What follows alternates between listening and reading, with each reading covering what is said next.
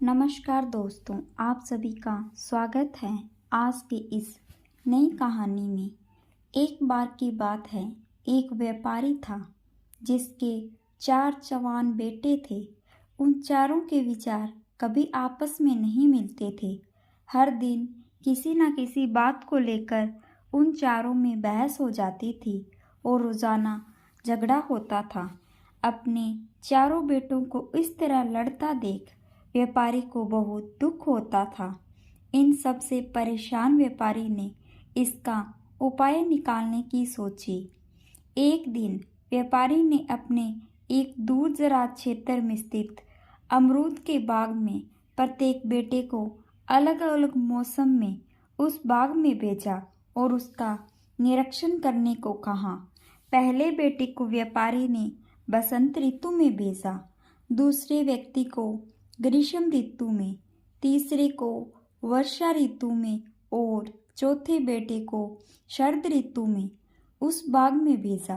वर्ष के अंत में पिता ने अपने चारों बच्चों को बुलाया और उनसे पूछा कि उन्होंने क्या देखा। वह एक एक करके सबके सामने बताने लगे। जिस बेटे ने सर्दियों में यात्रा की थी, उसने भूमि के कठोर होने और बदसूरत पेड़ के खड़े मूड और बंजर भाग के बारे में बताया। पुत्र जो बसंत में गया था, वह उससे असहमत हुआ। उसने कहा कि बाग पूरा मोहरों से भरा हुआ था और उसकी शाखाओं पर नई नई कलियां खिलने को थी। तीसरा बेटा जो गर्मियों में यात्रा करके आया, वह उन दोनों से असहमत हुआ। उसने कहा, जो बाग में देखकर आया हूँ वह सुंदर फूलों से ढका हुआ था, जो कि देखने में बहुत सुंदर दिखता था और महकता रहता था। चौथा पुत्र जो पतझड़ में गया था, फिर उसने उन तीनों से पूरी असहमति जताई। उसने मीठे और स्वादिष्ट अमरूद से लदे बाग का वर्णन किया और जो पहले खाए किसी भी स्वाद से बेहतर था। सभी पुत्र अपने तर्क को सही बता रहे थे और आपस में बहस करने लगे। पिता ने ध्यान से चारों पुत्रों की बात को सुना। उन सभी ने अमरूद के बाग का अलग अलग वर्णन किया और अंत में पिता ने कहा कि वे सभी सही थे, क्योंकि उन्होंने बाग के जीवन को केवल एक ही मौसम देखा था। उन्होंने समझाया कि किसी चीज़ का सार इस तरह से आंकना मूर्खता है और असंभव भी है, चाहे वह बाग हो या उनके साथी।